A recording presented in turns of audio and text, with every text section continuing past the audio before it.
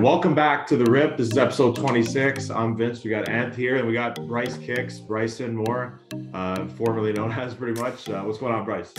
Not much. Sunday, just hanging out. Happy to chat with you guys. Yeah. So if you guys don't know who Bryce is on YouTube, Instagram. He does you started on YouTube. You got over 50,000 subscribers now, don't you? Yeah. It's been great. It's been a long journey, but it's definitely worthwhile.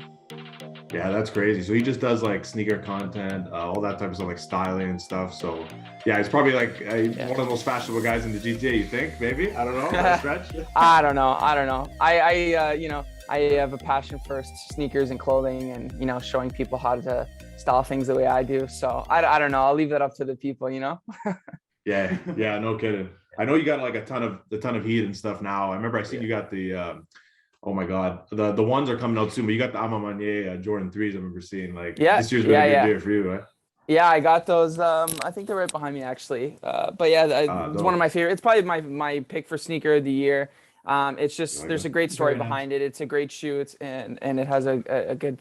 It was a good release. A lot of people seem to be able to get their hands on it. So I'd probably say that's the best sneaker to release this year for sure. Oh my God, yeah. Just the earth tones are perfect for the fall or whatever, right?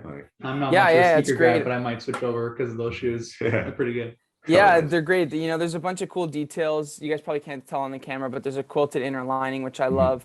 And then there's some cool distressing details like the aged midsole and stuff like that, which is very trendy for the year. So, and the quality is good. When you spend a lot of money on a pair of shoes, it's good to make sure that you're getting the quality that you deserve. And some Jordan releases, Sally, that's not always the case, but for this one in particular, it's definitely quality is on point for sure. For sure. What do you think about those ones? They're coming out, I think, next Friday, I think. Those are great. I think those are great. There's some subtle details. At first glance, it may not look like the craziest shoe. It's got a pretty simple colorway with the beige or the off-white upper, and then those little hits of brown. But then when you look into it, you see that the leather has this cracked texture to it. And it also has a quilted inner lining, which I think is really cool. So I think it's a great shoe. I think it is sort of second place in terms of those Amamanye releases that have come this year. So, but either way, I mean, it's such a classic colorway. It's super easy to wear, and one of my most worn sneakers of the year is the Air Jordan 1 Mocha. So it kind of resembles that shoe in a sense. So I'm going to be going after it. But to be honest, I don't think it's a shoe that I'm going to pay resale for. If I get him, cool. If not, then I'm just going to let him pass. Yeah, honestly, I've been staying away from the resale kind of thing now that I'm more prone to buying sneakers now because I was I would always have problems with grabbing stuff, and now we had on our podcast, I think in after you, we had a long time ago, we had Sean Go, obviously who he is, obviously. And we had him on, and he told me about this thing called Soul Savvy. And I seen you actually partnered with them in some way. They've helped me I'm a Soul lot. Savvy member. I've been a member with Soul Savvy for the past 2 years now, and they're responsible for me getting a lot of shoes because of some of the tricks that they teach you. They have no affiliation with bots or anything like that, but they do have some tools that are really helpful for people like you and I to get shoes a lot quicker. This year was a very challenging year to get shoes, more so than any other year, just because of the supply chain. And you can throw 2020 in there as well. But there's some great resources that they offer that will help you be able to buy shoes. They have things like monitors, which is basically like a notification of once something dropped, and then you click in it and it's an automatic add to cart link. So as opposed to adding your size or doing this, it just automatically throws it in your cart all the way to the payment page.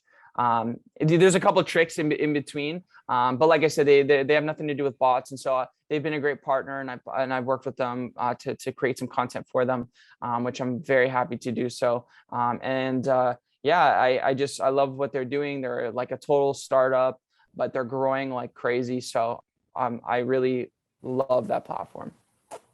Yeah, no, I just love because I remember that's how I got into sneakers too. I love the community thing, hooking people up and all that shit. I love that. That's great. That's one of the best part about it is the community. One of the ways that we keep in touch with one another and the community within Soul Savvy is through Slack. So it's super easy to, there's discussion boards. It's kind of like a Discord, you know, I think Discord's like another sort of affiliate to Slack in that sense. But it's just a real good community aspect. We have live events, in-person events, sorry.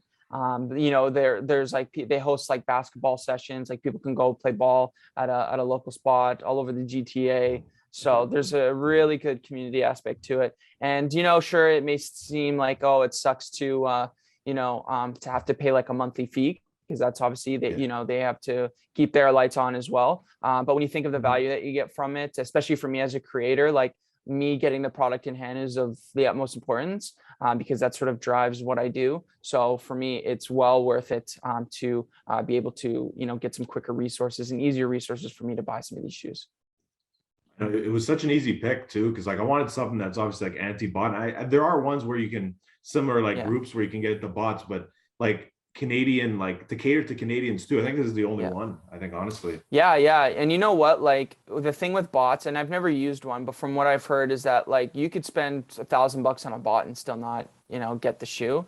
So, and you know what, if you join Soul Savvy and you know, if you join Soul Savvy, like you're not guaranteed to buy, you're not guaranteed that you're going to get the shoe. You know, I've taken an L on a bunch of shoes. However, I've gotten a bunch of wins from them as well. And one of my favorite things for me is that, like, you know, it consolidates all of the release information. It's so difficult to like figure out when a shoe is releasing, where it's releasing.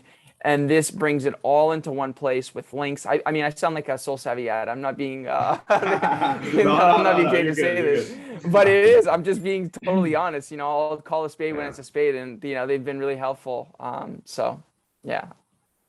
Yeah, no lie. I'm always trying to like hook up my buddies with that and stuff, and just like, you know, just trying to do it the right way, you know, because I just I like it's so like it's almost like I think I heard this somewhere, just almost like pretty much just people trying to make bread, put food on the table. They just circled a community, and the sneaker community, that's what they circled, right? And they're like, they're gonna try and make money, right? That's what it is. Yeah, but one thing I will say this year, what's different from other years is that I have been buying more shoes on the resale market, but being very selective of which ones that I get. And to give you an example of that, if there's a shoe that I feel like I really, really need, then I will go, and it's within my budget, then I will go and I will buy it on websites like StockX, for example. But what I don't do as much of is I don't sort of have these impulse purchases where, you know, I'll go into a Nike outlet and just out of boredom, and then I'll see a discount shoe for $100. And next thing you know, I'm bored every month. So I go to the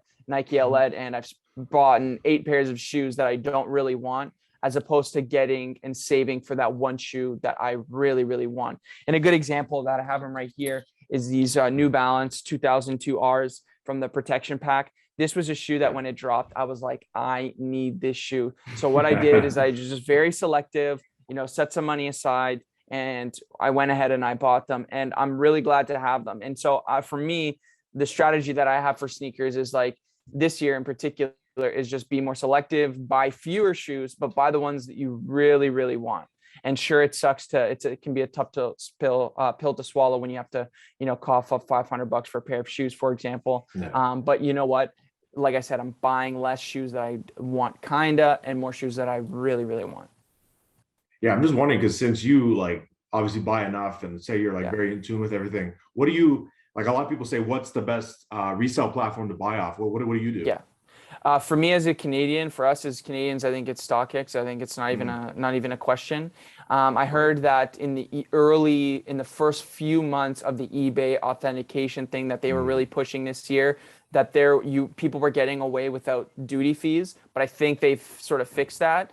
And now I think as a Canadian, if you the StockX is the way to go, because they have the prepaid duties already added. And you know, whenever I look at a shoe at StockX, whatever the value of the shoe is, I already know that like I'm going to be adding $70 on top of that, just based off of processing fees, tax, and then those prepaid duty fees. But I would much rather that than getting the surprise at the door. I'll give you a perfect example. This company was sending me 2 jackets, and I got hit with $144 just off 2 jackets.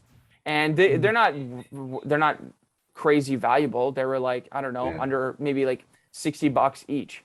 So it's like I paid more duties than the value of the actual shirt itself or the jacket. So it's like, so all of this to say that, I would rather pay those duty fees. Sure, it sucks to pay all those processing fees and whatnot, but at least A, they're 100% authentic, and B, you're not getting that surprise at the door, which I really, really hate. Yeah, I know people were like, I remember before like StockX opened up actual like authentication centers. Like I think Toronto, Vancouver's got one. Yeah. But I think before that, like I think eBay does have one as well. I think they have like one in Toronto, I think too. Yeah. I can't And the remember. cool thing that I learned with StockX is that like this isn't always the case, but if they are able to connect you with a Canadian seller, like you could get your product within like 2 days or something.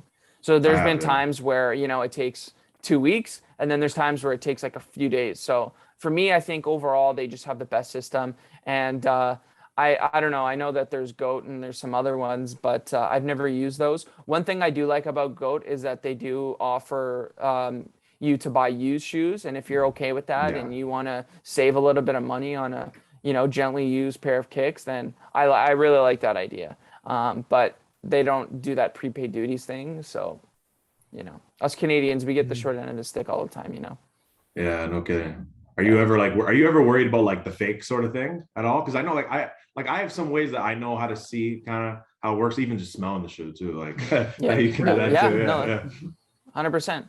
Yeah, no, with StockX, I trust them. And, there's some instances where people have gotten fake shoes off StockX, but I've never had that in my experience. And they're probably selling 1 million pairs of kicks a year. And if there's 3 that are, not authentic, it travels the internet and people lose their mind.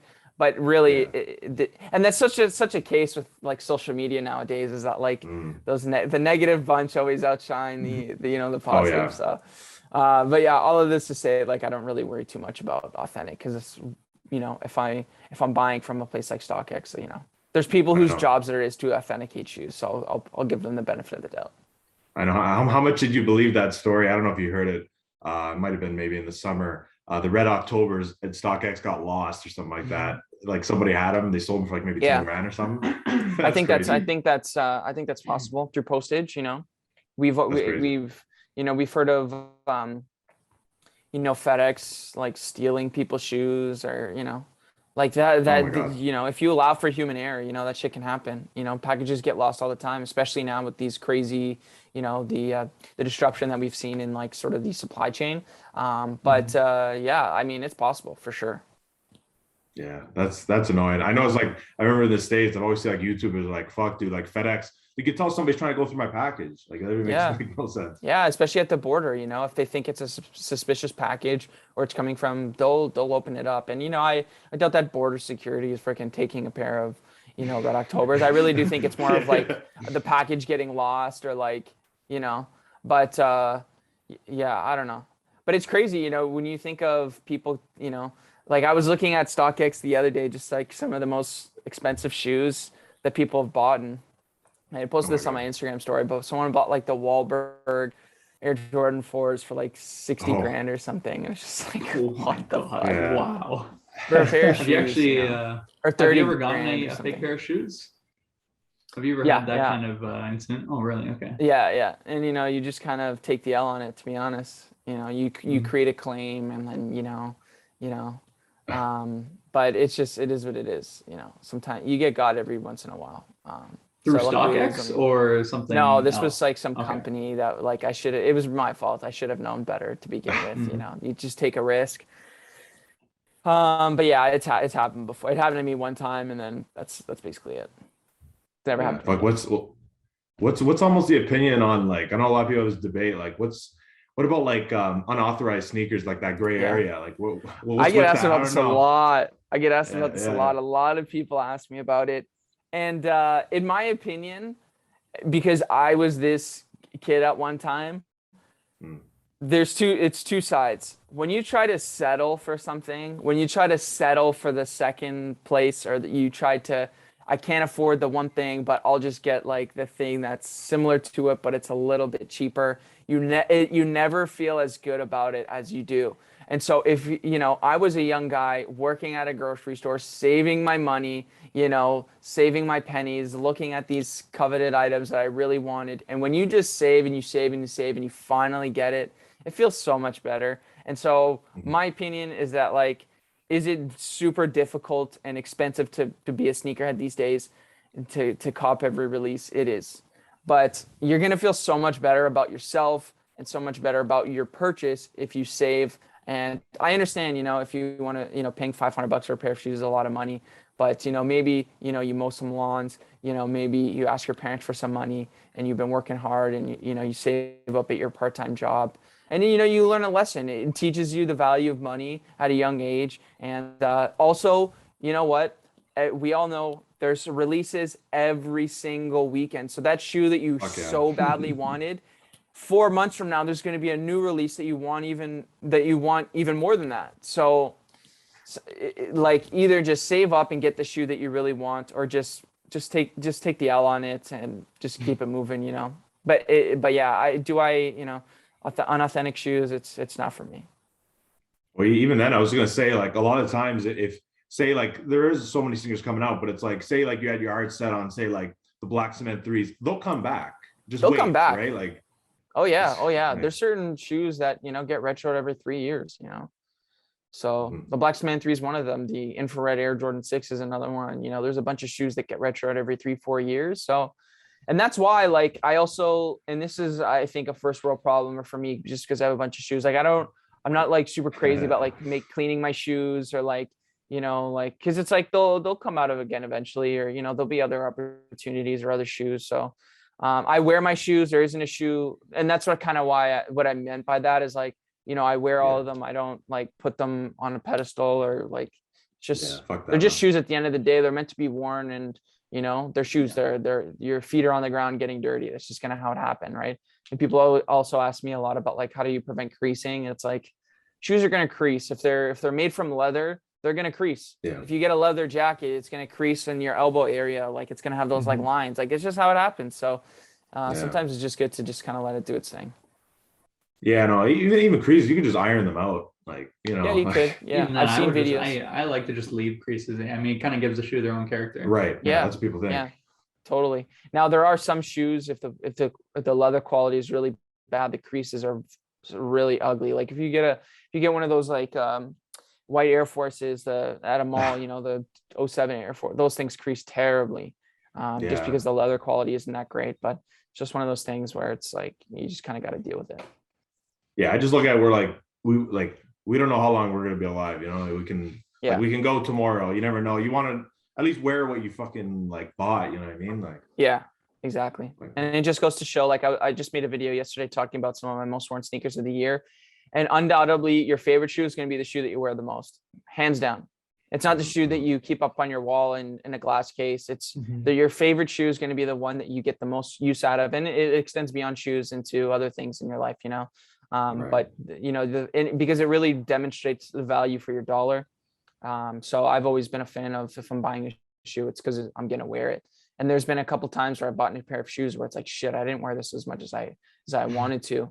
But it's just kind of like how the game works, I know, like, my I was finally able to get my favorite shoe of all time ever, like my ultimate grail, the Lebron 8 South Beach. Got this year for retail on like a random restock. I was at work and finally having that. It's like, feel? Oh, dude, I don't even know. Like, I was almost like speechless. It was crazy. I love that shoe so much. It just like reminds me of like when I was a kid, like in the computer lab in high school. Dude, I know exactly what you mean. That time period, I was doing a lot of like window shopping on the internet, like just looking at things and just, getting, familiarized with things. And Complex early on was like a big resource, and Hypebeast, or those websites were like, oh man, I was on those all day long, especially in school and stuff like that, just because it's like, it's a good opportunity just to, ignore whatever lesson you're trying to learn in school, but like, you're also educating yourself on stuff that you're passionate about. And they have so many resources, especially early on. Like, I don't really go on those websites now. But I follow them on Instagram, for example, but like online, they had so many lists of like the top ranked Air Force Ones, the top ranked Nike Dunks. And you just like kind of learn about what's valuable and what's cool and stuff like that. And so the LeBron 8, like when those South Beaches, when those came out, it was just a cool time as well in sports because LeBron left Cleveland. He's on his way to Miami. Then they dropped the South Beach 8. And that's when Nike basketball was at its peak, right? They were dropping gem after gem after gem. They were all selling out. And it's just like, it was just a cool time. Because like sports and sneaker culture are obviously so closely combined. And if you're a fan of both, it's just really fun, you know? So yeah, I totally remember that. In fact, with the LeBron 9, which came out the following year, that's like one of my favorite sneaker models. And I'm excited to go see those retro. I've been really thinking about buying a pair on the aftermarket, but it's like a lot of them are worn and there's a big markup for them because they're now almost 10 years old, or if not 10 years old. So it's like, I'm not going to pay, you know, $400 for a 10-year-old LeBron shoe. It's just not something I want to do. But when those do retro eventually, you know, I'm going to be grabbing some of those because it's one of my favorite sneaker models ever. Oh my God. I don't know if you've seen, but they're actually retroing the Watch the Throne 9s. I don't know if you've seen them. Yeah, I did. Like, I think I did see that. Yeah, those are really cool. And plus Watch the Throne is like one of my favorite albums. It's just such a good time. That was a fun time because when that album came out, I was in grade 11 or grade 12, which was like, you know, going to house parties, and it just reminds me of such a good time, that album, and just that time. Cause like, you know, there's no, you know, when you're in high school, at least for me, like wasn't a care in the world, you know, like I wasn't thinking about like my future, my job, or like, you know, like even university. I was like, I probably should be thinking about what school I want to go to, but I'm just putting that aside and just going for it and having fun and just being up to no good and stuff like that. So those were good times. Honestly, I think nostalgia is scary. Like just how much like if you see something that just like reminds you of something, you're like, oh man, I need it. You know what I mean? Yeah. And a lot of brands these days are tapping into nostalgia to sort of sell products. And it's a huge thing. Like, and I think it's cool, you know, like a good example of that is, I think this was pre-pandemic or during the pandemic, but Nintendo would retro those old updated systems, the small ones, like small ones, and those people were lining up for those like crazy. Game Boys and exactly. And still Pokemon 30 years later is as popular, if not more popular now than it was before. It's definitely even remade they remade old Pokemons as well just recently.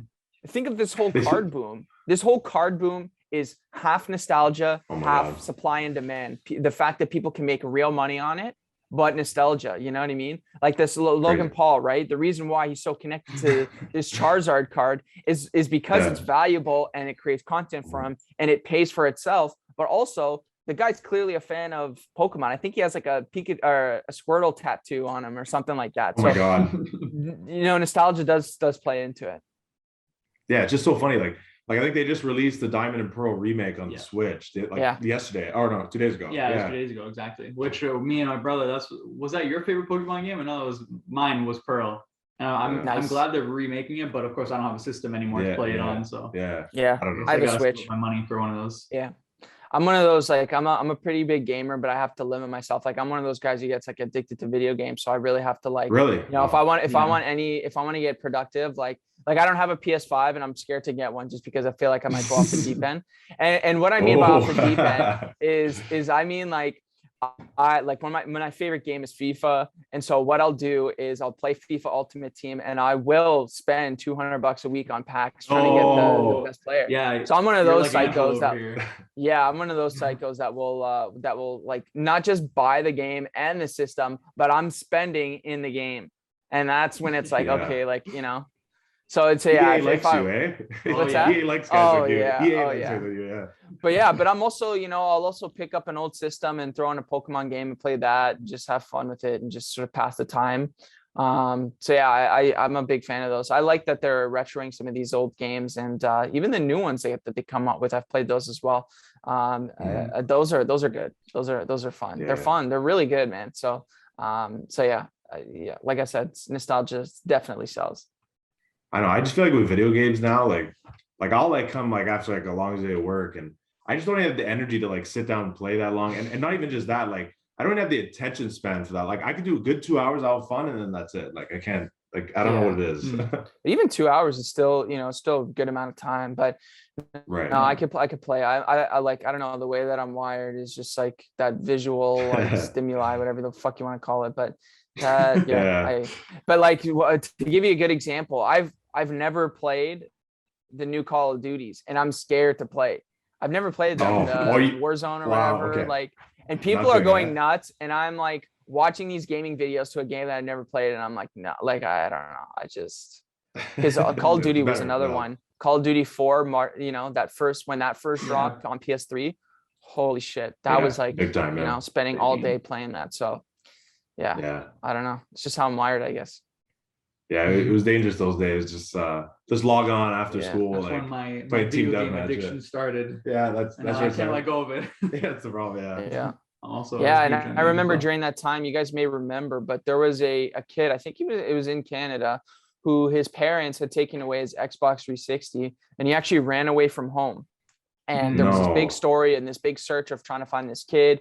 And he actually ended up dying. I started to take the podcast down and we were terrible. But all this to say that like video games clearly addicting, and people are willing to just do some crazy shit just because of these games. So I don't know. I took the podcast down a weird turn. a little bit. But just video games, man. I don't know. It's just there's like, I'm guessing you have like an addictive personality, you're saying, I guess, right? Yeah. If I am not interested in something, it's like pulling teeth to get me into it. Like same with school. Like I wasn't the most studious kid. But if I get focused or if I enjoy something, it's like kind of like a laser focus, where if it lands on something that's like all that I want to do. And I'm lucky that 3 years ago, YouTube was one of those things that I sort of like put my focus into, and something that I told myself that I would commit to. And, it's been going really well. And I think in a few months time, I'm going to make the leap to becoming a full-time creator, just based off of how things are going, and, getting paid from brands and stuff like that, as well as, the channel's obviously growing. So I can't wait for that time. But yeah, it's YouTube's just been one of those things that I've really focused on, in social media. So and now it's going to be a career. So it's exciting. Yeah. Like how is it like when it comes to like this YouTube work? Is it like, not like obsession, but like, it's almost like where like you're just so laser focused on like when it comes to this stuff? Yeah. I mean, I've bought books on how to grow on the platform. I've watched seminars. It was just something that I wanted to learn more about. And through like educating myself in all of these different ways, and like through trial and error, like I just realized the other day that I've posted like over like 200 videos, and it's like crazy. You eventually, like if you do something enough, by default, you're going to get better at it. So like, I don't know that like when I started, I was like, this is something that I want to do one day full time. But then it's just like these two passions of mine colliding, because not only do I love like cameras and gear and like lighting, like I love setting up my set for a video. I love hitting record and like diving into the settings of the camera. And I learned to love like editing my videos and like creating a finished product and then posting it and sharing it with people. But it's all intertwined with my love for my passion for sneakers and clothing and stuff like that. So it's like, why would I not want to pursue this and do this more? Because I've been on the flip side, and I'm still in it now, where like you work in like a corporate environment where it's like, it's so boring and stale and like politically correct. And it's like, I could do me on my own and work and be my own boss and do my own things. And sure, it's a shit ton of it's so much work, but it's at the same time, it's like, what's the other side of that coin? Working for somebody else. Like so that's kind of where I'm at in my life. And I think that having those, like my first corporate job that I got out of school was really shit. It was really bad. And it was just a very like negative work environment. It was very black and white. Like one thing that drove me nuts is they used to like close the blinds on the windows. It's like, guys, it's summer out. Let's open the windows. and they would close the windows because like the glare on their screen. I'm like, just fucking deal with it. Like, what the let's fuck? let some light in here, you know? So man, it was such like a dark place. So like having those kinds of shitty jobs up front kind of like opened my eyes to like what this can be. And you know what? The company I work for is great. And you know, I've met some really cool people. It's just, you know, it's just like I'd rather do my own thing. And that's kind of where I'm at. Yeah. Well, does your own thing for YouTube, does it ever feel like a job for you, or is it just in the back of your mind? It's just, you know, it's my hobby. I keep getting at it, not because I have to do it, but because I truly want to do it. That's a great question. And the answer is it does sometimes feel like a job, and it does kind of suck, you know, and I'll give you some good examples of that. These past 2 months have been so freaking busy because of Black Friday and because of the types of content that I make. It's so heavily involved in like retail and discount codes and, you know, this and that. And so it's been so much work these past couple months, especially trying to manage it with my full-time job as well. And it's like, it felt like work. And I know that the pace that I'm currently at isn't sustainable. However, despite it being a lot of work, it's still stuff that I enjoy doing. But another time when it feels like work is when you are working for a partner or a brand that you may not be passionate in. And you ask the question, well, why did you get started in that in the first place? But sometimes you kind of need to test out what it's like working with brands, especially early on. You're not going to be working with the Nikes and the this and then that. And then, you know, you decide to work with a partner because they're going to pay you a certain amount. And you're like, okay, like this is worth it for me. And then you're actually making the type of content or reading out the ad. And it's just like, shit, like this isn't really something that I believe in, but it's like, I didn't know that I was going to feel this way when I signed up for it, or, you know, so it really is like the plight of a creator. You know, you start working for free and then you start working for brands. That's just kind of how it works. That's how people make money. And so there are a couple times where, you know, it's like, this kind of shitty, this doesn't feel right. Or, and then that's when it starts to feel like work, when it's like, shit, like, you know, this isn't something that I really want to be doing. But you know what, at the same time, you got to put up food on the table for yourself. And, you know, this past year I moved into a condo. And so I have, you know, a mortgage to pay and I got bills to pay. So it's like, you know, these are certain things that I need to do. And so, yeah, I mean, based on the sheer amount of work this past couple months, it felt like an actual job, which like isn't as fun. But at the same time, it's so fucking still beats doing other things, you know, like if someone's listening to this and they're like you know, like a garbage man, or like, you know, so like a mine worker. No, I'm not shitting on like if you work in a mine, you're like, got you, this fucking kid, I'll get like, you know, but it's like, you know how it is. Like it's all relative, but yeah, it's not all sunshine and rainbows, just to put it that way. Yeah, I remember last time we spoke, which was a while ago, and that's kind of gone into the abyss. But a while ago, you said, of course, like you have your ups and downs, but you keep moving, and eventually the curve keeps going up. So yeah, well, yeah, that's absolutely right. But like things have grown. It's grown so quickly, you know. So like I have a lot more opportunities now than I did the last time we spoke, which I'm very thankful for. I'm not complaining about it, but yeah, and I think it all sort of loops back to like the fact I still have a job. And if I think about it, if I freed up 8 hours and through that and could work on my own shit, it could alleviate that stress, because my mind is constantly in 2 places all at once. And it can be so like tiresome, but you know, it's just kind of how it works. Yeah. Like I know, like I just think now even too, like imagine you, but like for me, it's just like, for me, like if I can get rid of like, say like my job now and I just literally just focused on this, like it would be awesome. Like just like I think the quality would go up too, I think, honestly. Oh, totally. And you guys will get there. But let me ask you, like, is there times with you guys, you know, working together and putting the podcast together and creating all the content, like, does it feel like work for you guys? No, for me, it doesn't feel like work. It's only when I get interruptions in my house. Probably that's the only thing. Like for you, for me, hate all the noises and everything. No, because like for me, I'll be like, oh, I can't wait, like just do something, and then like I have to stop in the middle and just be like, wait, because like his sound is huge, right? Like videos, sound right? That's one thing I tell creators all the time is like, if you're getting started out, like film with your phone. You can film with your phone if you're getting started out. However, buy a mic. You could get a lapel mic that clips onto your shirt from Amazon for $15, and that's leaps and bounds better than the microphone on your phone. So yeah, I totally get that. But another thing that sucks. Have you guys ever like screwed up an upload or like didn't hit record? That's a fucking devastating thing where you're like, well, I'm quitting YouTube altogether. I'm never, you're like, I'm giving up. I remember one time we made an entire video, but it ended up we recorded it slightly too late, so it got a little too dark, and then we had to basically scrap the whole video. So it happens. That kind of sucked. And you cut out really quick. Not this time, bitch. And then they'll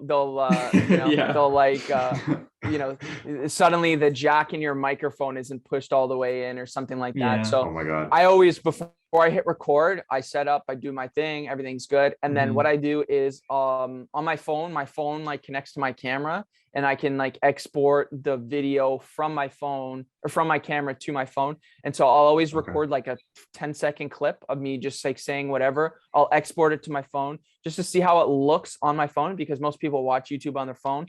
And then you can also hear like the audio quality and stuff like that.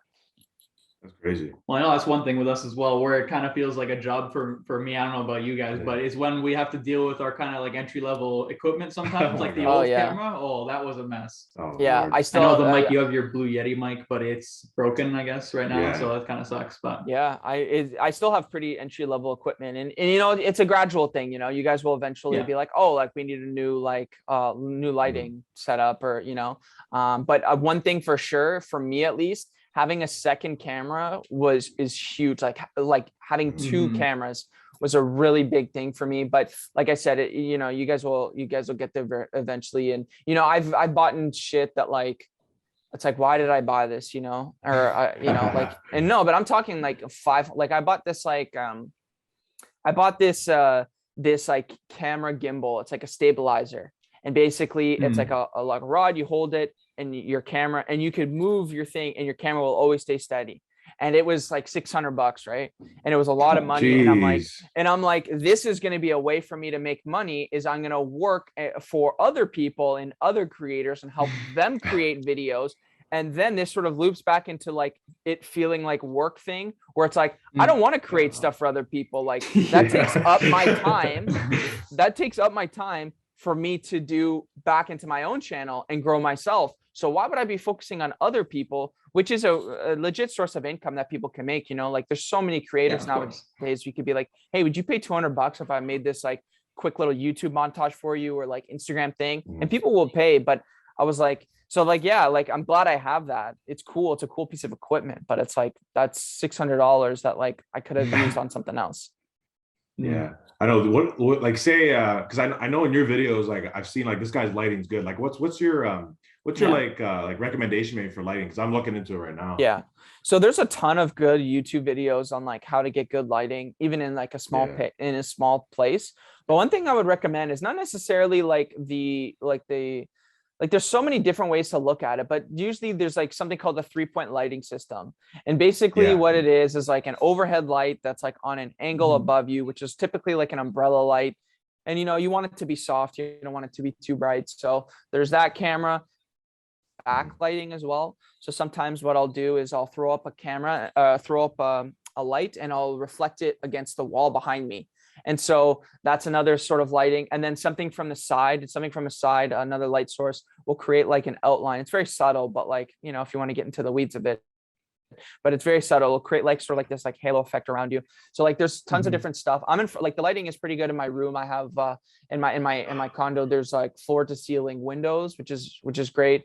But it's also bad in the same sense, because like, especially this time of year, if I make a video and it takes me an hour and a half to make the video, the lighting when I started is different than the lighting that I ended. So that drives me nuts when that happens. An umbrella light that I use, which is great. I got it off of Amazon, and that's sort of like the main light source. And then I have another little softbox light as well. So It's odd stuff. It's like really, like I was using a lamp yesterday. I was another good tool that I have. This is just by my feet here. Is this I have this little like aperture light thingy here, and this is it's like a mini light, and there's like this little piece of paper that it comes with.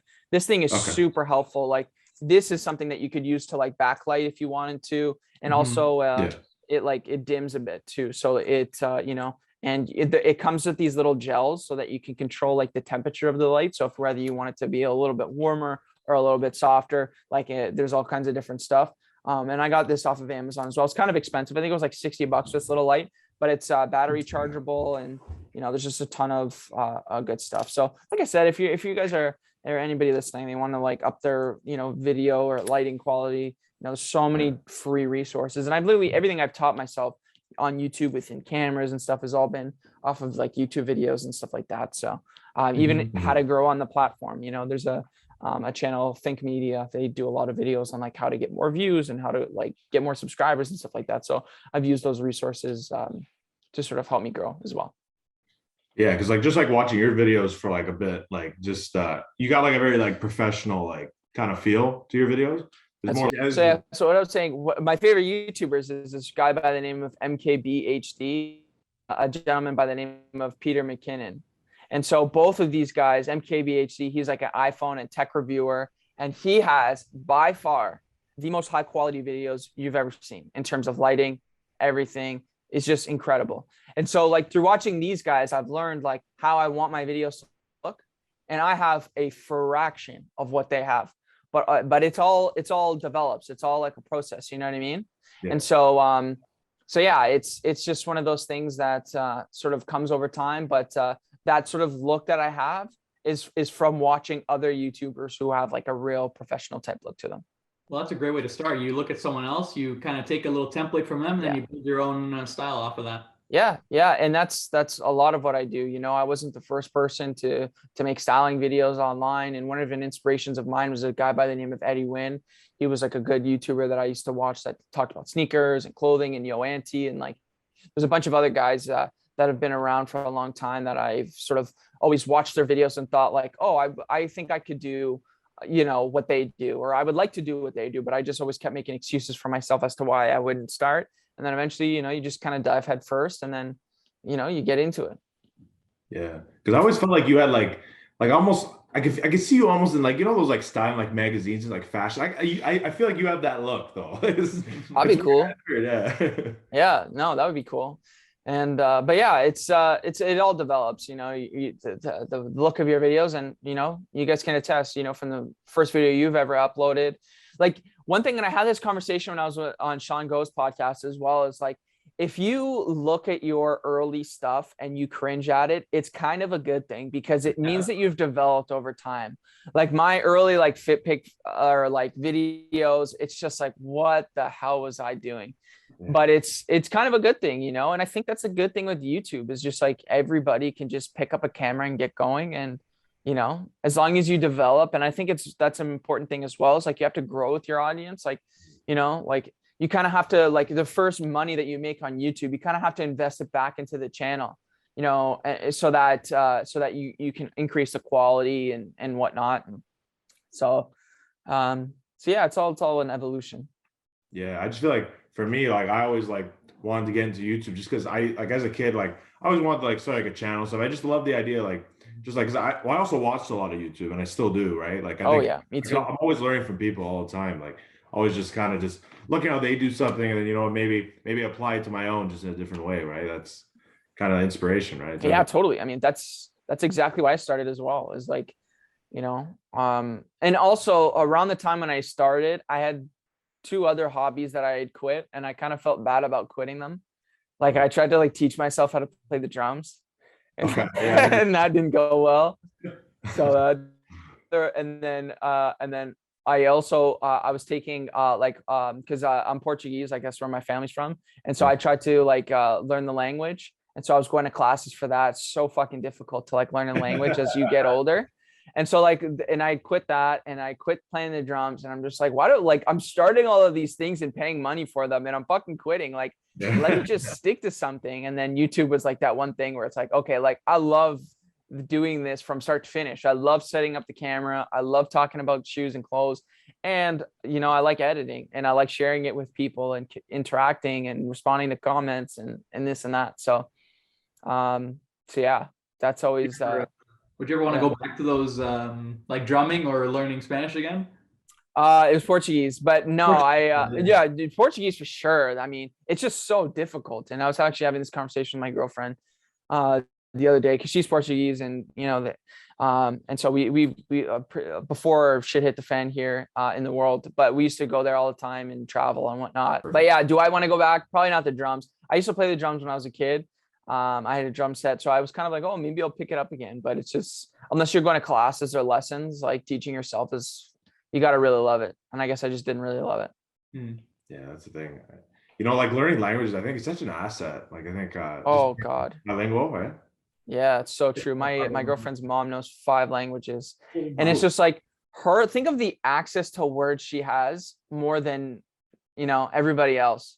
Like it's like it's just boggles my mind. And yeah, it's just one of those things, because she had worked for the government and stuff like that. So it's like, you know, it was an asset to her to know as many languages, and you know, you study it in school, and you know, so it's just like so crazy. Oh, I would love it. I would love to, you know. Even French, you know, you know, for us, it's like you learn French in school, but I don't speak French. Yeah, I know. Yeah, like that's the thing too. Like my mom's from Montreal. She's French Canadian, right? So like but I remember as a kid, like I was always good at the language. I always wanted to do it, but it's almost like that peer pressure thing where it's like, oh, French is stupid. French is this. Like, yeah. Like, I never did. That's a big regret of mine, I think. But I don't know. I might go down that alley one day. If I have time. You totally could. And you know what? If she's like a resource that you can turn to like help you out and stuff like that, and ask questions, and you know, the biggest thing, and this is the reason, part of the reason why I quit, is because I didn't speak it. Like I was learning it, but I didn't practice speaking the language. And if you don't practice speaking the language, you're never going to learn. You can try to absorb as much information as possible, but unless you're actually out there like speaking it, which I wasn't, then that's when it went downhill from there. So I think that's also important. You apply that mindset to anything really. Like if you go, for example, you go learn to code, you can't just get that skill by just absorbing everything. You need to eventually put that knowledge, you need to try it out, gain actual hands-on experience with everything. Yeah, you can read as many books on how to read a bike as you want, but unless you get on the bike, you know, you're never gonna fucking learn. So yeah, it's always about like, it's almost like I remember having a conversation with somebody about this too, even like just knowledge and stuff. I remember even just like traveling the world. Like I think it's such a, like you just learn so much, like, you know what I mean? Like the same thing like languages, right? I think you're just broadening your just like your brain and just your knowledge. I think that's, you know, like down the line, maybe like 40, 50 years from now, you can be like, damn, like, you know what I mean? Like I learned a fucking lot of shit, you know what I mean? Yeah, it gives you perspective as well. You know, you see how other cultures live, and you see how, and you compare it to what it's like back in your country. And it's just like, wow, like it's like eye-opening in a sense. And I think that makes you sort of more of like a humble person, is because you realize that like some people may have it a lot worse than you. And then you go to certain countries and it's like, wow, some people have a lot better than I do. And, you know, especially in terms of wealth, like you go to certain countries that are, you know, or you go to certain areas and it's just like, wow, there's so much money here. Like I want to live like this. So like, kind of like, you know, it can work in both ways, where it like gives you a lot of perspective of what it can be like.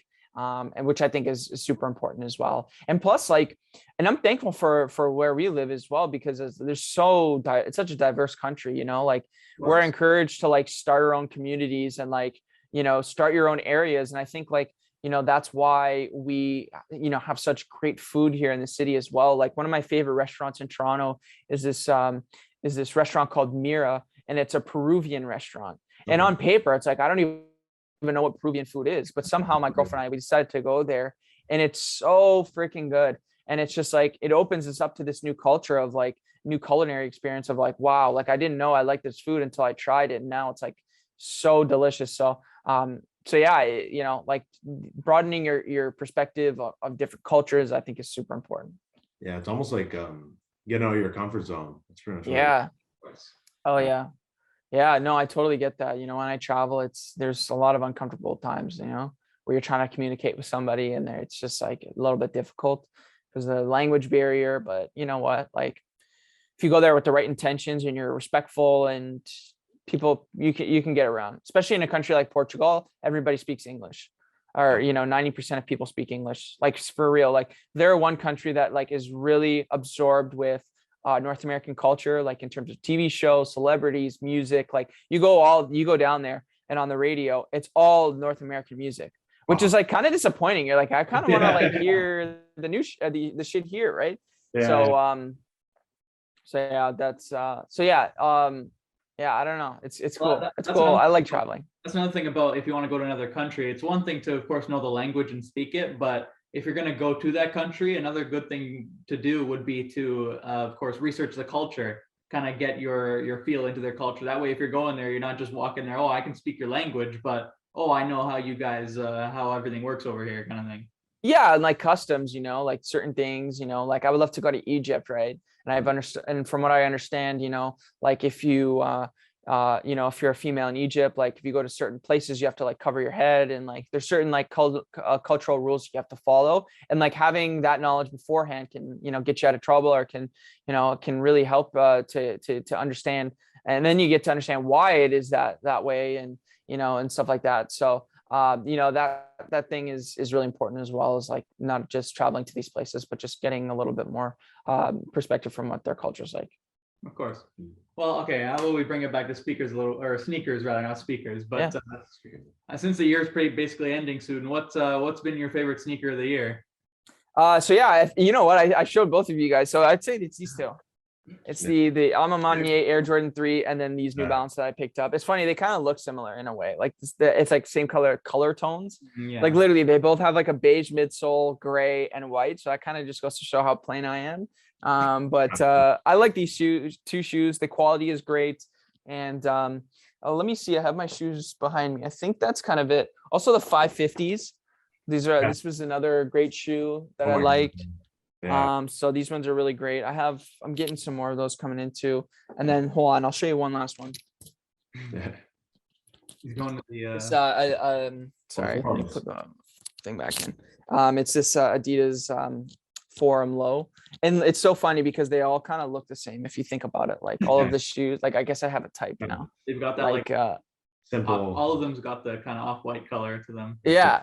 Well, that was really popular this year. So it's interesting though, because I sometimes think about it, right? Like, it's like, am I gonna like this 5 years from now?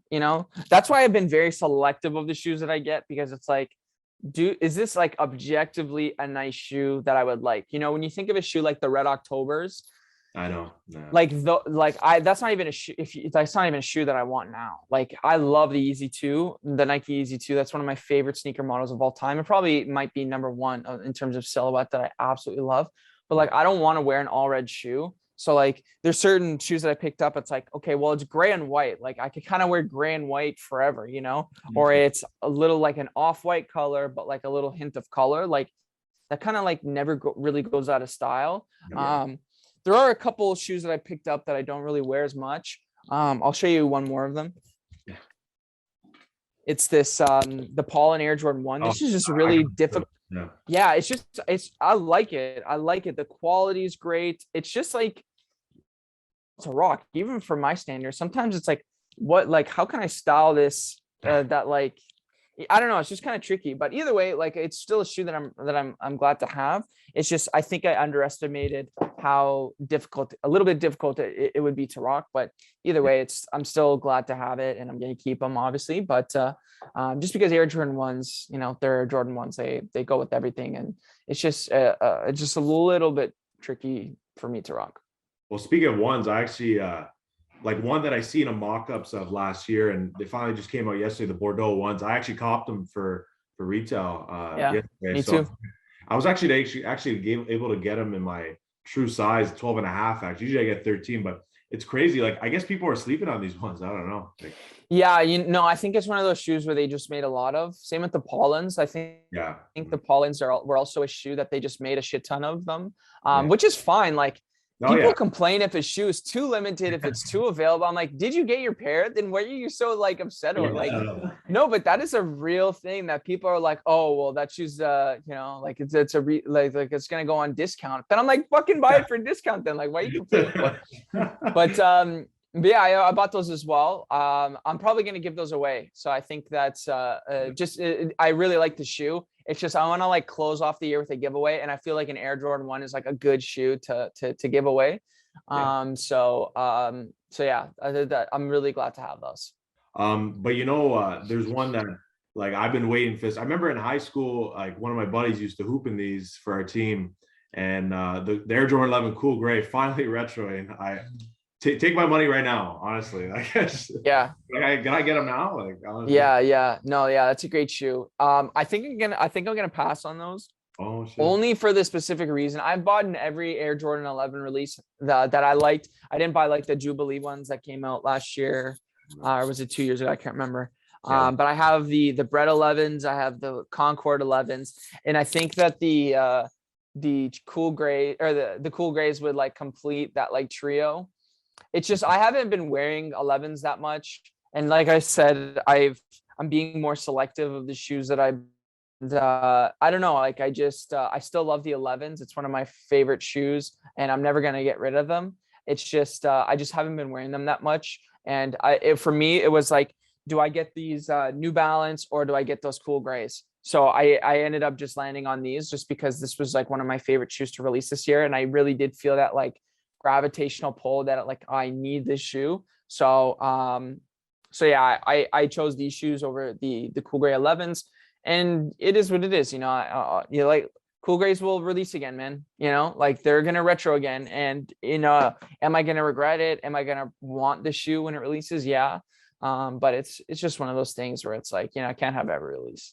Like, I don't know about you, because since you're like fashion styling guy, like I almost like now, like when it comes to like I'm just like dressing up or something, like I like just throwing on like 11s now, like or like ones. Like I think it's just those are my dress shoes now. Like I have the Jubilee 11s. Like I think it's perfect. It's got a little like milky outsole and midsole, and it's black, right? So yeah, and that patent leather, like I mean, it was like designed as from like a dress shoe, right? Yeah, that has patent leather on it. So that's like the design inspiration of that particular shoe. So I totally get that. It's definitely one that you can dress up and dress down. But I don't know, like I just don't seem to wear them as much. I love the shoe, but it's like another thing is that like since I've moved, I live in a 1-bedroom, and like I have no space for anything. I barely have space to like make videos. So it's like like it comes to a point where I like, you can only have so many pairs of shoes, for me at least, just because like I used to think that I wanted like 1,000. Like you go see certain people's collection, and you see these ball players, and here's my sneaker closet. I have 1,000 pairs of shoes. It's like I don't know if I want that, like, because it's just a lot of stuff. It's just literally a lot of stuff. Yeah, I don't know what you need 1,000 shoes for though. That's what I'm saying. I don't know, man. I don't know. Maybe I don't know either, but it's just like, geez, like I want to be able to wear them, and how can you couldn't even wear 1,000 shoes in a year. Yeah, you'd have to like swap out shoes midday or something. Yeah. Which I do sometimes. There are certain times where you got to switch up the fit, but I don't know. Yeah. Just I have no room for things. That's crazy. I actually wanted to ask you, because I feel like I asked a lot of people about these shoes. Once I see a mock-up of these two, I was like in love with them. Those winterized 14s, those brown ones? Yeah. I love those. What do you think? I wonder. Those are nice. Yeah, I like those too. I like the colorway. It's such like a wearable colorway. I think it's like brown, black, and like a hint of red, isn't it? I think. Yeah. Like they had like infrared laces. I swapped them out for the black ones. Just to keep yeah. That was cool. I like those. I don't have any 14s. I've never owned a pair of 14s before. But I think those are cool. I know they came out a couple years ago as well. Right here. Oh, nice. Yeah, those are clean. They're fire, yeah. I mean, those are great. And the fact that they're winterized, I mean, it tells you can wear them in the next couple of months. That's huge, right? Mm-hmm. But yeah, they're nice. It's just not a shoe that I was after. I think for me, like the type of outfits, I'm also trying to like elevate my style a bit, like dress a bit nicer in a sense. I'm still love to dress in a sort of like streetwear type of way. But I kind of want to like, I don't know, like I feel like I've dressed a certain way for the past year, and which is fine. And I still love it. But since I am like a fashion oriented channel, it's like, I kind of want to just evolve a bit, like switch things up. Like I don't want to be as predictable with some of the stuff that I wear. I don't really know how I'm going to do that just yet, but yeah, that's kind of like, I'm still obviously going to wear freaking hoodies. I love hoodies. But yeah, I don't know. I've been meaning to like switch things up a bit. But either way, those 14s are great, and you're gonna wear them a ton because you can wear them in the summertime. And then you can wear them in the wintertime, which is huge. But yeah, I've never owned a pair of 14s. I don't even know what they look like on feet for me. You know, like one thing with the 13s, I love 13s, and then I tried on a pair of 13s, and I'm like, these don't look good on me. Yeah, but you know what's weird? Apparently, the 13s and 14s are like the most comfortable Air Jordans. Apparently, that's what I heard. I believe that. So, you know, the Flint 13s was another shoe that I missed out on, and I was kind of bummed out about it. Same. But then it's just like I said, you just can't have every release. No, you can't. You can't. You just gotta. I think humans, we're just generally greedy. I think it's just it's how the human race is. Especially sneakerheads. Like we have a lot of FOMO, you know, like the fear of missing out, and it's a real thing, you know. But you got to just remember that there's gonna, like, you know, I haven't even thought about the Flint 13s in the past 6 months, but when they were released, I was like, oh, I need to have them. But it's like, I haven't even thought about them. So it's like, how bad did you actually want them, you know?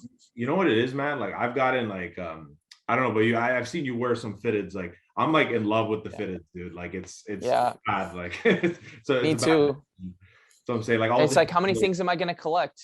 I know you can't. Like what else? Cars now? Yeah, man. Cars, Cars, no, that's one bug I don't have, and I'm kind of glad. I love and appreciate cars, but I'm not a car guy, and I don't think I want to be, just because it's like, same with tattoos. It's like, shit, it'd be cool to have some tattoos, but it's like, am I gonna spend $5,000 on a sleeve? Like, how many things am I gonna be into, you know? That's why I'm kind of just sticking to one thing, you know? But yeah, I totally get it. Hats is another thing, but I bought a bunch of fitteds. Not all of them are like super collectible, you know, like those Hat Club ones are obviously, but for us as Canadians, we get the short end of the stick because those are all American releases. Those don't release here, those Hat Club exclusive ones. So it's like, you got to buy them on the secondary market, or which is always another thing. It's like, wow, am I going to spend $120 on? Yeah. Like for me, I found it really, like I found like not like a trick, but like I felt like a method just to be able to comp on Hat Club all the time. I just love the quality. Like this is like an NFL collaboration with MLB, so it's like the old Atlanta. So like I love football, right? Like grew up playing football and stuff. So like anything like that, you're gonna pull me right in. That's the thing, right? Yeah, I played football in high school. In grade 12, I played for 1 year, which was fun. It was so much fun. It was so much fun. What position? So let me paint the picture for you. So I'm 5'7". And in grade 12, I probably weighed 120 pounds. And I played the defensive back.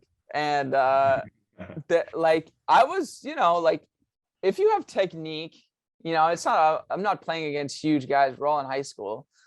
But if you have technique, you know, you can get by. So I had very little skill. I did start a couple games, which is huge. You know, high school football culture is like, you know, you kind of have to start. It benefits you if you start in like grade 9 and then stick with the team. And then by the final year, you know, you're on the first team and you're starting every game and whatnot. But for me, I thought it was just a fun thing to do and, you know, get out with a bunch of guys and stuff like that. But yeah, so I did have a couple hits. I did have a couple tackles. But there was also one time on special teams, they put me on special teams and I got absolutely obliterated. They were like, hey, don't look at the ball. Or don't look at the ball. Like, look at your assignment. Like, don't focus on the ball. Focus on your assignment. So I'm looking at the ball. I'm running along the sidelines, and then some guy just like lays me out, and I was like, "Blindside's the worst, man." God. Yeah, I should have been looking up. You know, I'm supposed to cover a guy, not look at the ball. So it's one of those things. You know what it is? They say football, like with special teams, is so dangerous because there's moving directions. That's why like everybody's turning. It's turning which way they're going, like forward or backward. And when you're say backpedaling, you don't know, boom, like you're done. Yeah, I know. Football's so dangerous. Dude, it really is. Yeah, it really is. But you know what? It's just, you know, if you like, I feel like if somebody's pursuing football, there has to come to a certain point where you have to realize like, am I like, because when you play and you get hit, like you do, it's sort of like boxing or like UFC where you do leave a part of you out there. And I think I've heard that football, if you're pursuing the NFL, the CTE is equivalent to boxing because it's the frequency of the clashing. It's every play you're hitting, you're tackling, you're getting, you know, it's just when you have that frequency, that apparently is the worst type of CTE, as opposed to say like a UFC fighter, where UFC is a little bit different because, there's grappling involved in, if you have that wrestling technique, you can avoid getting hit in the head as much. If you go look at a guy like GSP, like he was obviously a big wrestler as well. So he was able to sort of avoid some of those big hits. But then you compare it to a guy like Chuck Liddell, who's just the ring and we're going to fight in a phone booth. Like that's when shit gets, pretty rough. But you know what? But that makes NFL so exciting, right? The hits and everything. It is. I think it just, you don't want, like, when you get a certain amount of concussion, I think it's maybe like 5 is the number, where it's like when you hit a certain age, your brain might be fried completely, right? Yeah. It's not drugs, dude. Like it's. I know. And I've heard that like with certain fighters, the CTE and stuff like that, like when you get that type of brain trauma, you could have like a beer or like 2 beers and you're hammered because like your body is just changed in such a way where like you're slurring and it's like, it's kind of crazy. So, all of this to say that there comes to a point where you got to like make sure that it's worth the effort, worth the damage, because, it would suck to go and, you're just about to make it and then it doesn't work out. And then, hey, you're left with medical bills, a sore back for the rest of your life, couple knee replacements, and then, brain trauma, which sucks. And that's a reality for a lot of people.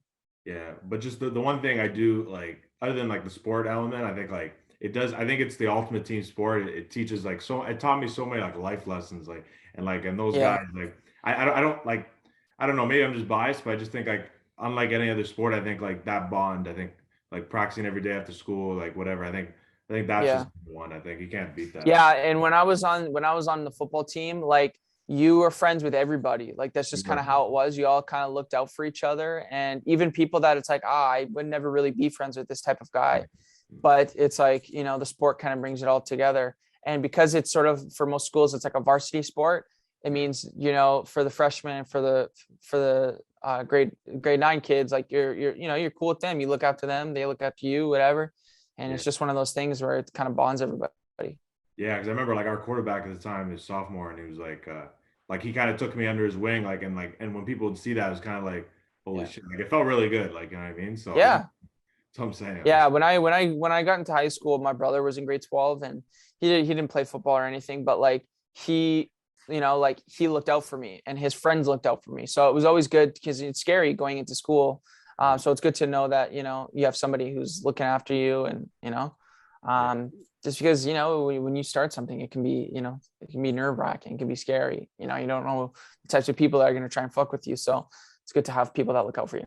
Oh, 100%. So yeah, our camera's almost 100% full here. So we'll try and wrap it up. Bryce, appreciate you coming on again, man. Yeah. Thanks. Actually, I got all the best, man. I know you mentioned you were going to do a shoe giveaway for the end of the year, but like you just hit 50K or roughly around there? No, I'm closer to 60K now, but it's just kind of like a thank you end of the year type giveaway. It's not like an anniversary or like celebrated. Well, do you do didn't mean to cut you off. It's just, go ahead.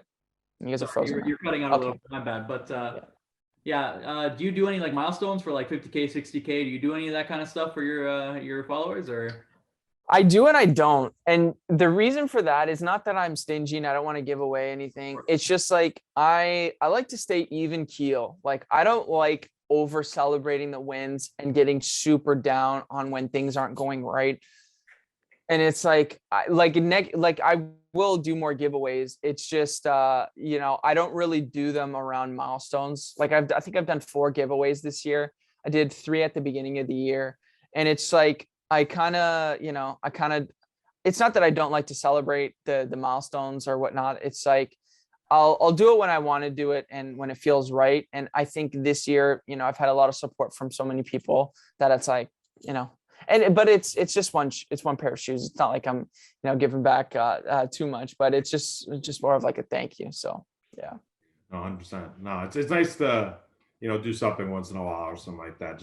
Well, especially if you have like some sort of fan base. I don't know what you'd call it, right? You know what I mean? Yeah.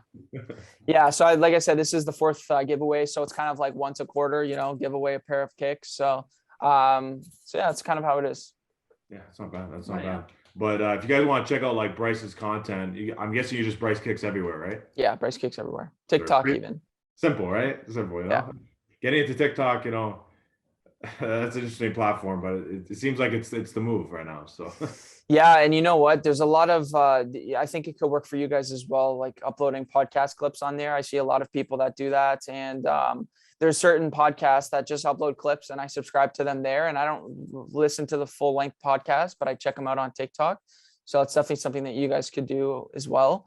But yeah, TikTok's been going well. It's fun. Like sometimes you upload a video and it gets like 100,000 views, and then you upload another one and it's got like 500 views. So it's kind of like doesn't works in some ways and not in others, but you know, it's definitely one of those things. And you can also like promote some of your other channels on there. Like if somebody finds you on TikTok, they click on that little Instagram icon, and then it links to your YouTube and your Instagram. So I think that's pretty cool too. That's awesome. So they can check it out there. But yeah. Anyway, yep. Yeah. Thanks for having me on, guys. Yeah, no worries. Yeah. If you guys want to listen to more of the podcast, you can listen to us. We're on Anchor, streaming platforms, all that stuff. Spotify, Apple Podcasts, and we're on all social media platforms as well. Like I said earlier, check out Bryce, support him. Hopefully you get that plaque sooner rather than later. Hopefully. Yeah. Next year, man. It's happening next year. That's a big flex, eh? It's happening next year for sure. 100%. We'll be here for it, supporting you along the way. But anyways, guys, take it easy. Thank you, Bryce, once again. Yeah. That's a wrap. Episode 26 of The Rip. Peace.